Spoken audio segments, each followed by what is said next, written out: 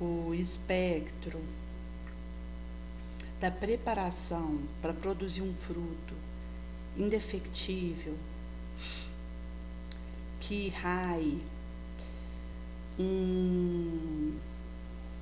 uma colheita farta nessa insementação do bem, ela, de certa forma, passa pelos mecanismos da inspiração e da intuição, que são formas de eu ser avisada e orientada pelo benfeitor, que sopra determinadas atitudes, pensamento e normamento de ação. Em Cartas e Crônicas, Humberto de Campos vai dizer, no capítulo Curiosa Experiência,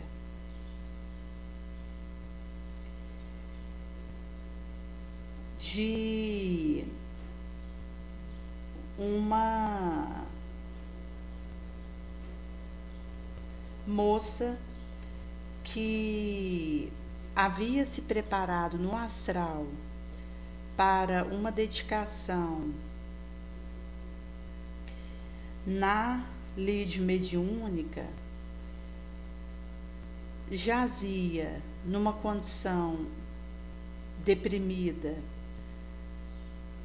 trancafiada entre quatro paredes, e ali estava a ser observada e espreitada por espírito impassível, perverso, que vinha a cobrança na sua direção. E pelo fato delas ter a provação difícil da riqueza material, ela acabava se acomodando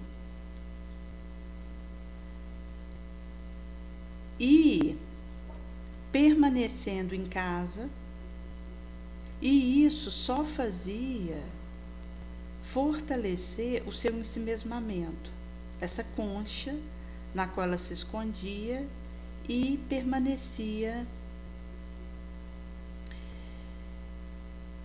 estéril em relação ao movimento de libertar e realizar uma catarse daquilo que a estava oprimindo, com o intuito de achar uma saída. E aquele obsessor, e que estava ali na espreita em relação a ela, e tramava, tecia a perda, a derrocada dela, acabava sendo atraído por ela mesma, pela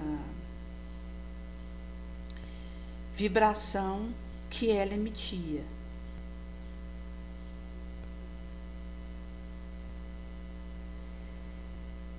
Com essa tela, foi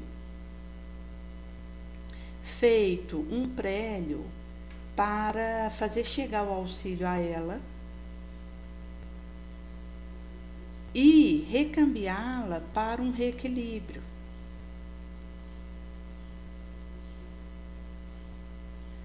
De tal forma que pudesse ser ventilado junto ao seu ouvido a questão da imortalidade, da fé, da postulado espírita, que iria despertá-la para a obsessão que acontecia, insidiosa, e seria um beabá a se materializar diante dela.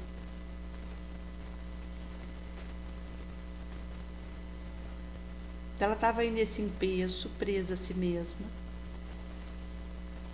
E foi arrolada para a dependência do álcool. A entidade vampirizadora parasitava ali o seu cosmo. Ela foi tendo denegrido a sua resistência, a sua força, e chegou ao ponto de ser soprado e orientado a ela a perpetração de um crime na pessoa de uma parentela que teve a sua reação imediata, mas estava para sucumbir a essa delinquência, a esse disparate, a essa insanidade. E essa questão de quando eu vou cedendo aos poucos espaço para o terreno da sombra, no fraquejo moral e na invigilância, isso é grave, visto que a sombra ela vai tentando infiltrar palmo a palmo no meu cosmo. E se me encontra na imprevidência, na invigilância, ela vai amealhando espaço, até que começa a me insuflar sugestões que, mesmo que a minha razão abomine aquilo, e até a minha vontade não deseje ir para aquela conduta que foi assoprada, eu acabo delinquindo naquela direção, por ter, num insignificante descuido, e cedido espaço dentro de mim para aquela insinuação. Tinha uma senhora que era detentora de uma mediunidade de aconselhamento poderosa, e quando alguém vinha pedir uma orientação para ela, ela já sabia aquilo que o outro precisava ouvir, o caminho que ele deveria trilhar, e dava essa diretiva. E, em se apercebendo desse quinhão que ela trazia, colocou isso à venda.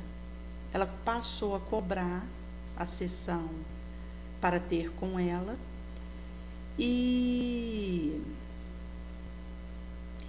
com essa prática irrefletida,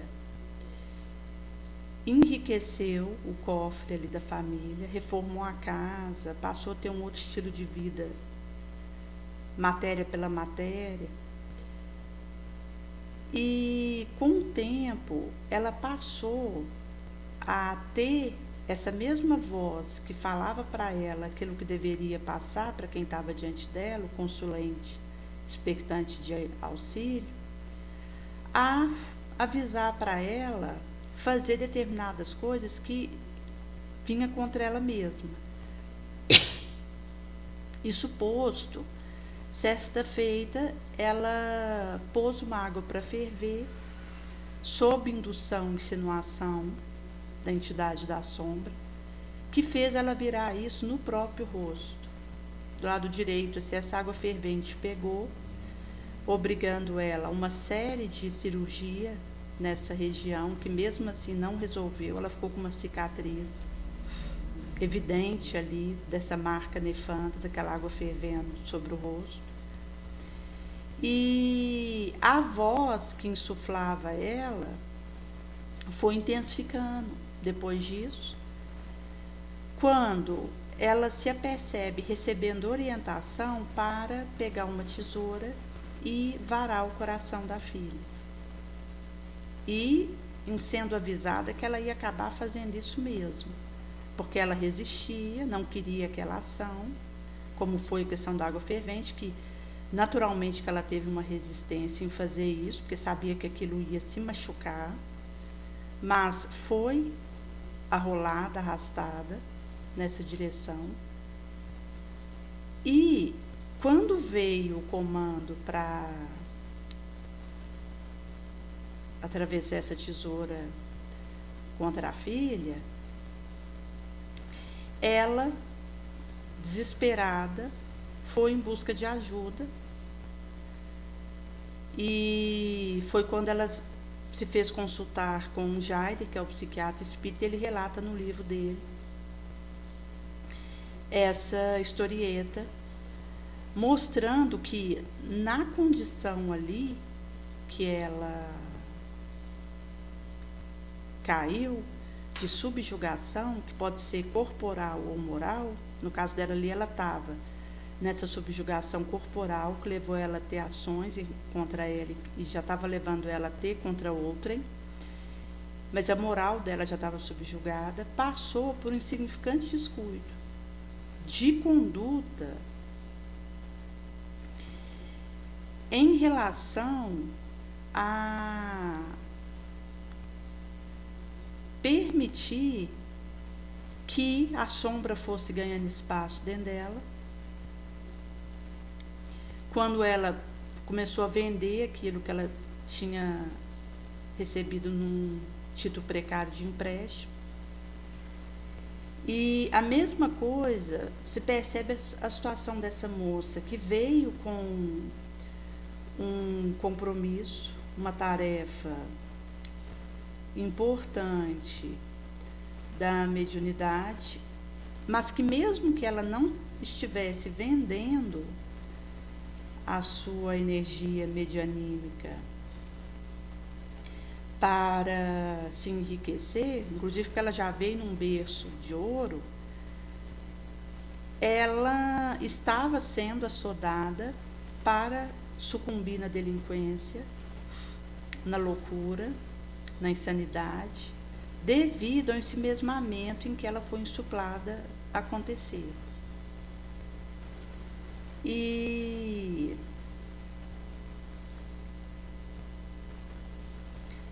ela não saía de casa, não ia em busca de uma ajuda, ignorava o poder e eficácia da prece, que é o mais poderoso recurso de que a alma dispõe para se planificar.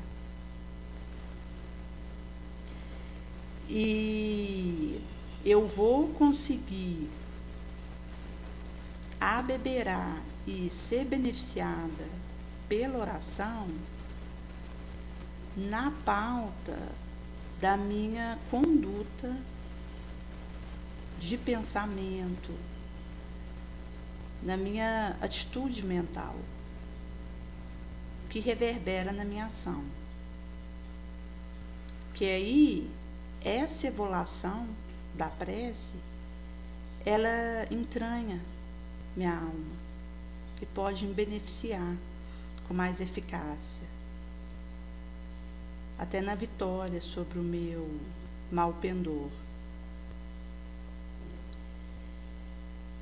E além dela ignorar esse tesouro espiritual da oração, ela não buscava uma leitura edificante.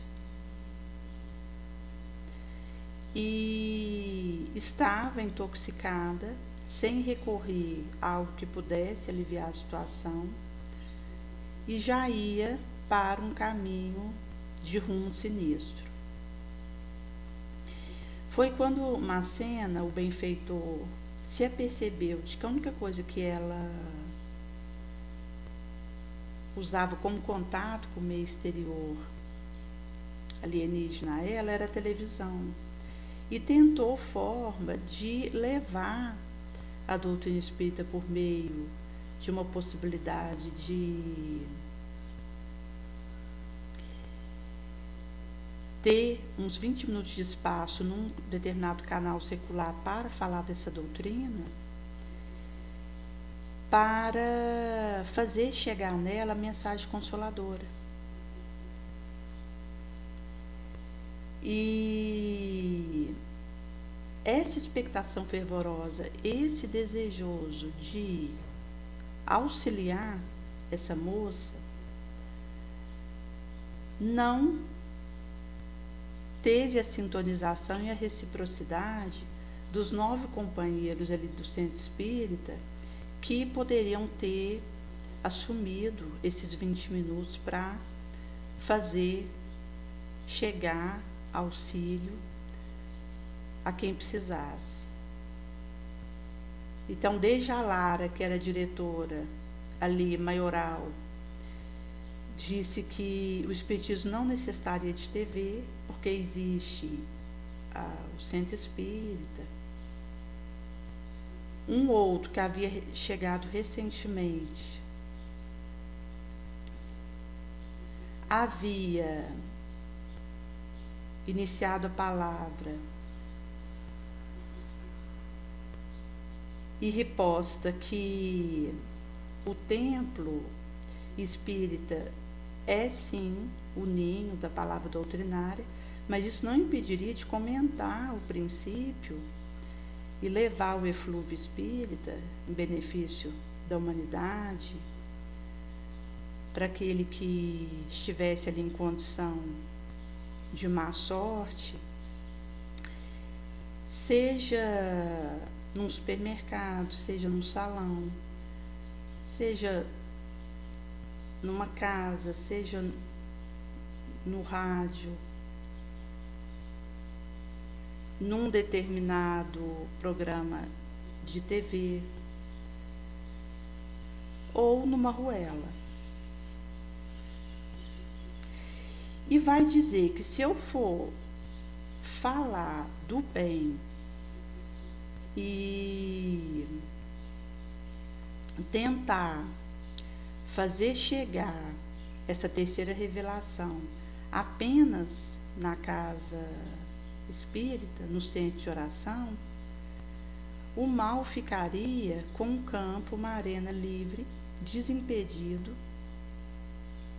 terrivelmente ao léu para o seu expandimento. E é curioso porque quando se fala da arena por onde o mal ele possa se expandir,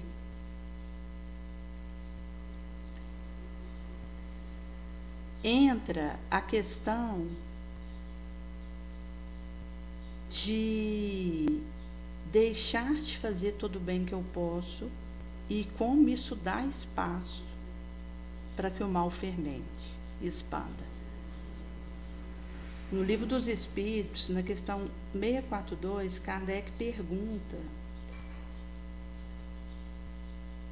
como fazer tanto para assegurar a posição futura, agradar a Deus, se só bastaria, seria suficiente que o homem não praticasse o mal, evitasse essa conduta.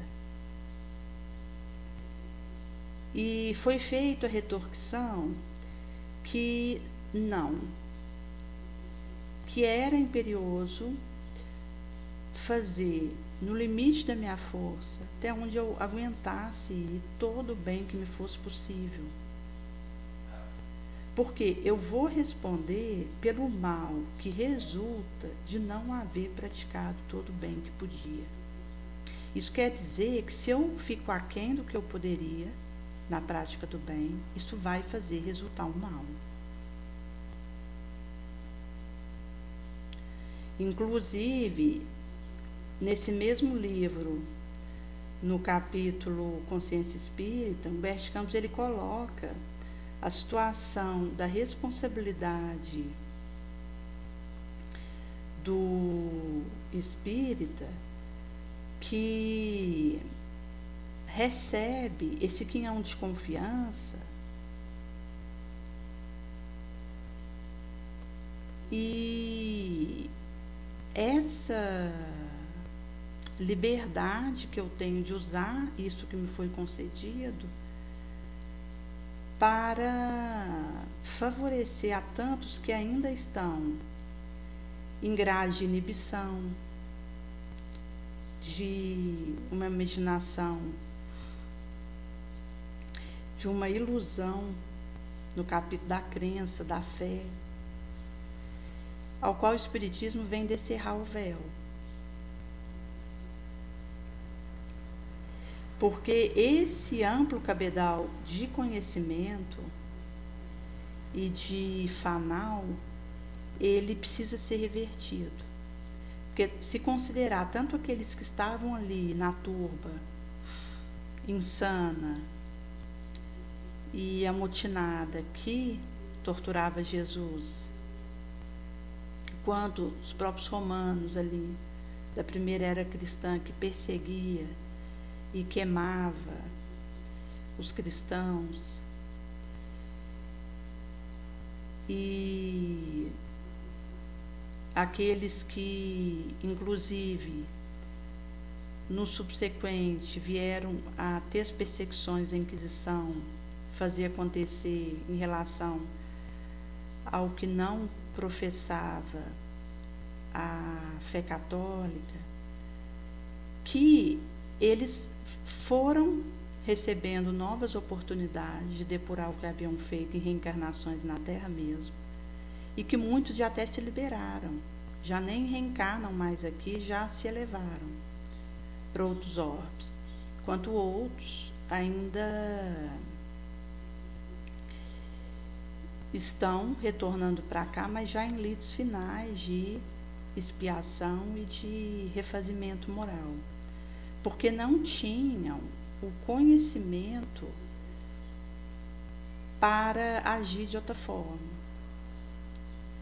Mas aquele que recebe a carta da manga do Cristo, e particularmente a doutrina espírita, que é esse clarão que rasga o véu na nossa direção, ele já vai ser cobrado de uma outra forma por aquilo que ele pôde ter de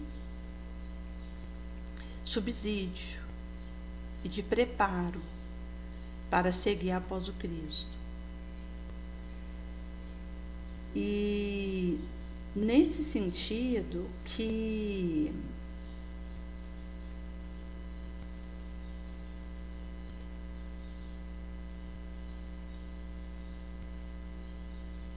quando existe uma noção dessa realidade que representa um risco, ao alegar que eu não vou fazer tal coisa porque já tem muita gente fazendo, seria uma deserção. Porque mesmo que tenha no centro espírita alguém dando uma palestra nesse momento, e graças a Deus são muitos centros espíritas por todo esse país afora, cuja doutrina está ampliando, chegando aos 7 ventos, não só na baliza do Brasil, mas no orbe afora, onde essa mensagem consoladora, liderada pelo Espírito de Verdade, essa falange que faz chegar a todo canto do planeta Terra a revelação que é o Consolador prometido, que é a doutrina espírita, quando é orientado a mim tomar um trabalho e seguir, é porque aquilo foi comprometido e eu preciso arregaçar minha manga e seguir. Daí, alegar que em vários centros espíritas, mundo afora, acontece a pregação, que por isso não tem necessidade de eu aproveitar aqueles 20 minutos no canal de TV, é um degredo voluntário, como aconteceu no Caso em Tela. Isso para qualquer serviço que eu seja chamada a realizar. Visto que o trabalho é muito, os operários são poucos. Quando Jesus vai dizer que muitos são chamados e poucos os escolhidos. Porque acontece uma capacitação do escolhido. Não é escolhido o capacitado, mas é capacitado o escolhido. Isso passa por essa decisão que eu tenho de abraçar o trabalho a que me comprometi, sem justificar deserção ou queda na direção daquilo. Então, eu percebo que foi confiado a mim abrir uma casa da sopa, mesmo que tenha dezenas de casas da sopa na região onde eu moro. Eu preciso abraçar aquele fazer, porque isso faz parte de um comprometimento que aconteceu com os maiorais, da fé e que precisa que eu vá naquela direção, porque aqueles aos quais eu me comprometi a auxiliar no astral, e mesmo aqui com esse trabalho, vão ficar desabrigados e desprotegidos daquele auxílio, caso eu não faça o arranque para aquilo acontecer. E foi o que aconteceu, porque Delcides, na sequência, disse que era contra e a televisão, que para ele isso seria insuflamento do ego, da vaidade. Antônio Pinho, que tinha o dom da oratória e era um dos que militavam ali na palavra, disse que ele não teria coragem de adentrar uma exibição desse porte, ou seja, ele via isso como querer aplauso, exibir, e não assumir, mesmo ao preço de se expor, aquilo que estava sendo pedido para ele. Quando eu vou assumir um trabalho, isso implica os riscos e aquilo que é vindo e desencadeado daquela proposta. Então pode ser que eu seja chamada a um trabalho, por exemplo, na rede social, com a divulgação da doutrina espírita, isso implica uma exposição, porque eu me torno uma figura pública. E veja, isso não passa por compartilhamento, comentário, isso passa pelo fato de eu estar ali, colocando a minha imagem, usando isso para levar o pão da instrução, que promana do Cristo. Isso para qualquer serviço que eu seja chamada a assumir. Porque não é o serviço que eu assumo, é como eu realizo ele. É aí que está a elevação do espírito, pela renúncia, o sacrifício, a abnegação. E se alegando dificuldade, com uma timidez, com um receio, eu recuo, isso é abandonar a tarefa.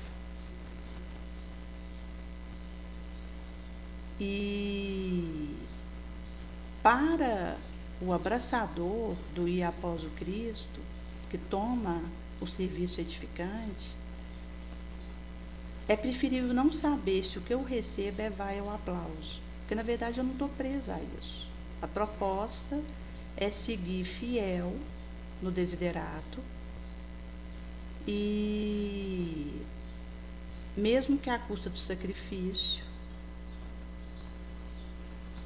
porque esse é o caminho, chegar até o fim, o termo da jornada.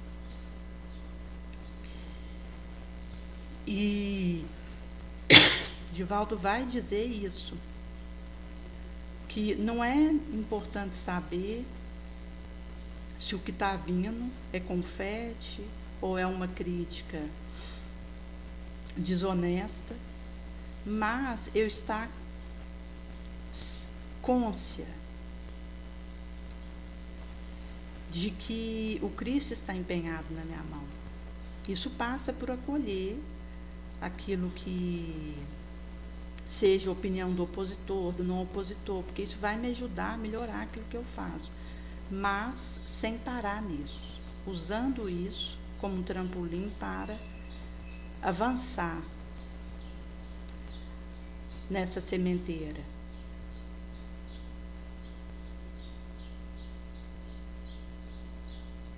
Visto estar cônscia desse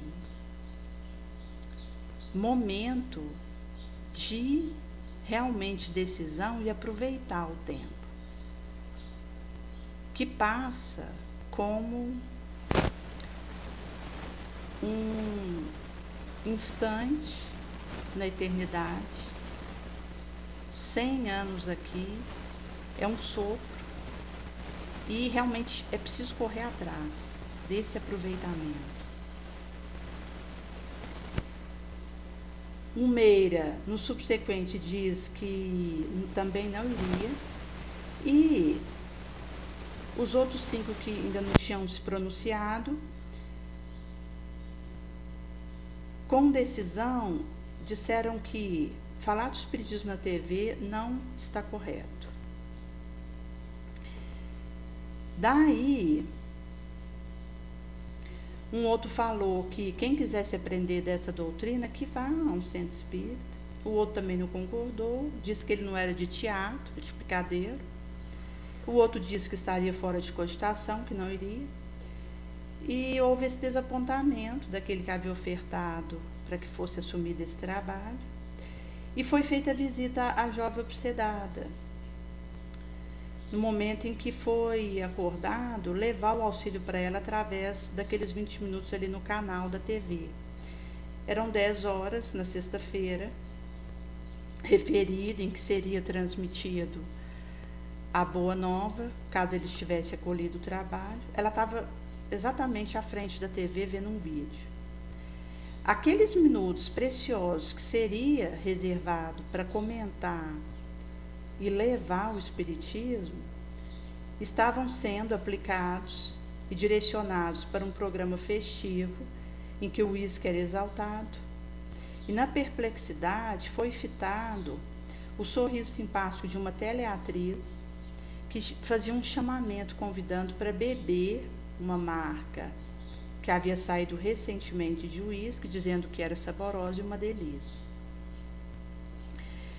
Por isso que o convite ele vai voltar, porque o amor, para auxiliar, ele aprende a repetir. A verdade vem antes do amor. E na caridade genuína, eu aprendo a repetir tantas vezes quanto for necessário para auxiliar. E isso se faz sentir em diversa questão. Às vezes, uma palavra que eu coloco, que eu percebo que aquilo às vezes repete, mas é porque a espiritualidade maior usa das próprias repetições para se fazer entender e alcançar quem precisa. Seja numa ação, porque o testemunho é que valida a palavra, o desejo, o querer, o pensamento. Então, quando assumo algo e sou fiel àquilo, eu vou repetir aquilo infindáveis vezes, porque essa é a proposta. Porque à medida que eu sigo, eu vou amealhando experiência, recursos novos, vão sendo acoplados ao meu psíquico. E esse talhamento permite que eu faça um aprimoramento da minha moral, que é uma necessidade primeiramente minha, do meu espírito, visto que esse despertamento para orar, vigiar, abraçar um serviço, tornar-se útil, isso é algo que o meu espírito necessita para avançar após o Cristo.